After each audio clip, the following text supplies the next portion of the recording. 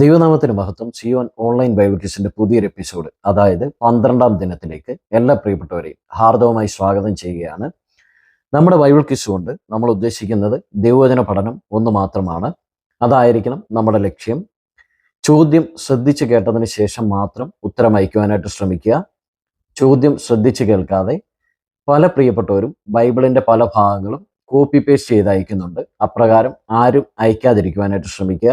ചോദിക്കുന്ന ചോദ്യം ശ്രദ്ധിച്ച് കേട്ടതിന് ശേഷം മാത്രം ഉത്തരങ്ങൾ അയക്കുവാനായിട്ട് എല്ലാവരും ശ്രമിക്കുക. നമ്മുടെ ഇന്നലത്തെ ചോദ്യം ഇതായിരുന്നു: പൗലോസ് യേശുവിന് വേണ്ടി എന്തെല്ലാം സഹിപ്പാനാണ് ഇഷ്ടപ്പെടുന്നത്?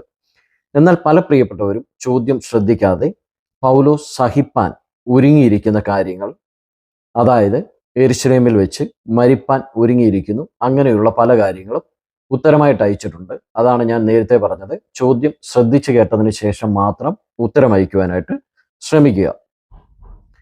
നമ്മുടെ ഇന്നലത്തെ ചോദ്യത്തിന്റെ ഉത്തരം ഇതാണ്.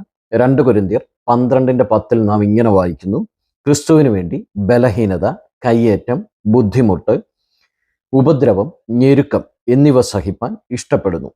എല്ലാവർക്കും ഉത്തരം മനസ്സിലായി എന്ന് കരുതുന്നു. നമുക്ക് ഇന്നത്തെ ചോദ്യത്തിലേക്ക് പോകാം. അവസാനമായിട്ട് നമ്മുടെ ഇന്നലത്തെ വിജയികൾ ആരൊക്കെയാണെന്ന് നോക്കാം. ഇന്നലത്തെ ചോദ്യം ഇതായിരുന്നു: പൗലോസ് യേശുവിന് വേണ്ടി എന്തെല്ലാം സഹിപ്പാൻ ഇഷ്ടപ്പെടുന്നു എന്നതായിരുന്നു.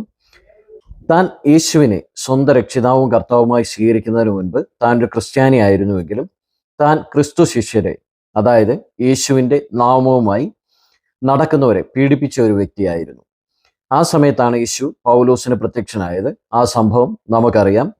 അവൻ ദമസ്കോസിനെ സമീപിച്ചപ്പോൾ പെട്ടെന്ന് ആകാശത്ത് നിന്ന് ഒരു വെളിച്ചം അവൻ്റെ ചുറ്റും മിന്നി. പൗലോസ് നിലത്ത് വീണു. ശൗലേ, നീ എന്നെ ഉപദ്രവിക്കുന്നത് എന്ത് എന്ന് തന്നോട് പറയുന്ന ഒരു ശബ്ദം കേട്ടു. ഈ സംഭവം പല ആവർത്തി നാം വായിച്ചിട്ടുള്ളതാണ്. നമ്മുടെ ചോദ്യം ഇതാണ്: 1 കൊരിന്ത്യ ലേഖനത്തിൽ ഈ സംഭവത്തെ പറ്റി പൗലോസ് എടുത്തു പറയുമ്പോൾ പൗലോസ് തന്നെ, അതായത് പൗലോസിനെ വിശേഷിപ്പിക്കുന്നത് എങ്ങനെയാണ്? ചോദ്യം ഒരിക്കൽ കൂടി ആവർത്തിക്കാം. യേശു പൗലോസിന് പ്രത്യക്ഷനായ സംഭവത്തെപ്പറ്റി 1 കൊരിന്ത്യ ലേഖനത്തിൽ എടുത്തു പറയുമ്പോൾ, അതായത് വീണ്ടും ആ വിഷയത്തെപ്പറ്റി സംസാരിക്കുമ്പോൾ പൗലോസിനെ വിശേഷിപ്പിക്കുന്നത് എങ്ങനെയാണ്? ഉത്തരം അറിയാമെങ്കിൽ വേഗം കമന്റ് ചെയ്യുക.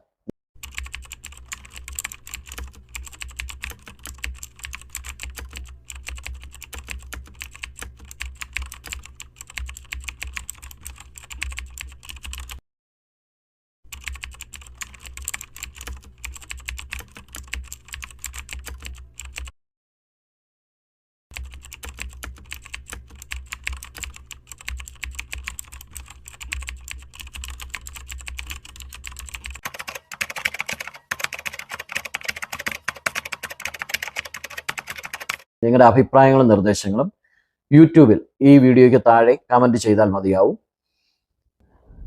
എല്ലാവരെയും ദൈവം ധാരാളമായിട്ട് അനുഗ്രഹിക്കട്ടെ. എല്ലാവരും വേഗം ഉത്തരം അയക്കുവാനായിട്ട് ശ്രമിക്കുക. നിങ്ങൾ ആദ്യമായിട്ടാണ് ഈ ചാനൽ കാണുന്നതെങ്കിൽ സബ്സ്ക്രൈബ് ചെയ്യുവാനും സപ്പോർട്ട് ചെയ്യുവാനും മറക്കരുത്.